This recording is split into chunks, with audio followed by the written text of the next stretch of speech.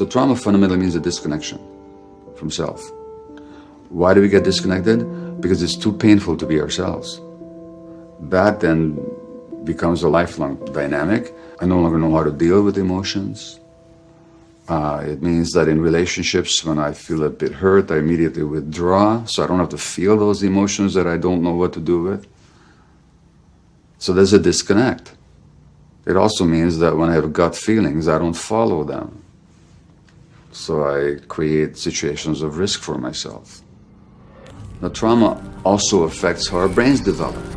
Certain key brain circuits that have to do with how we react and respond and regulate ourselves, how we handle stress, how we interact with other people, how much empathy and insight that we have, how much compassion we have.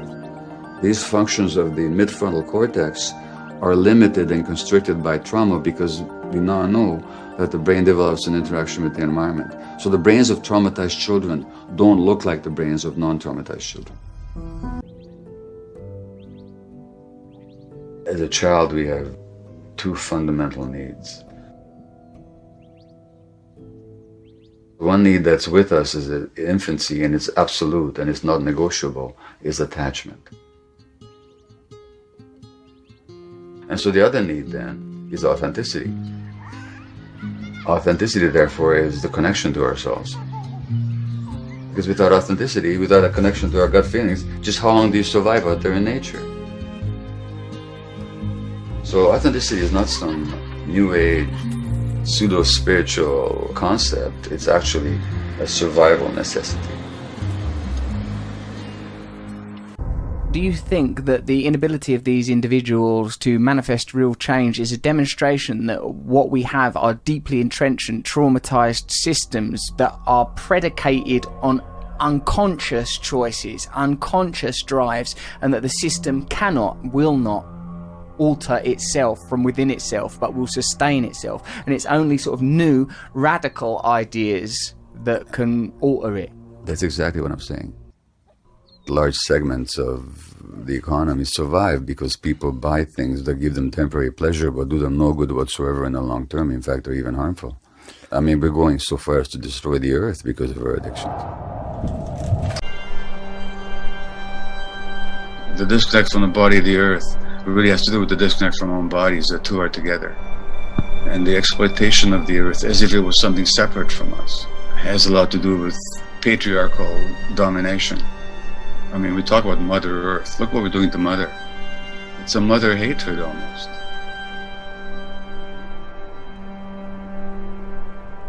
It speaks to a blindness and a passivity, which itself is a marker of societal and collective trauma.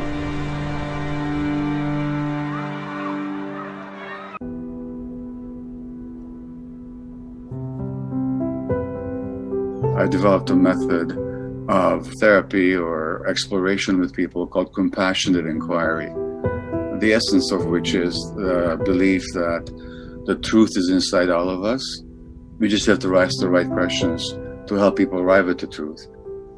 And that's the beauty of healing, is that when you reframe things and you actually see the source within ourselves, all of a sudden, that's liberating. Because guess what? If you're feeling that way because this guy did this or didn't do that, that makes you a victim. Yep. But if you see that you're the source, Yeah. now you're powerful. Can we have a vision of society that incorporates the achievements of modern civilization while at the same time still honors the essence of human nature? I think the answer is yes. I know the answer is yes. Not that I expect to see it in my lifetime. We need trauma-informed medical care, trauma-informed education, and trauma-informed therapy. Underneath that traumatized persona, there's the healthy individual who has never found expression in this life. If you see that, then you're trauma-informed.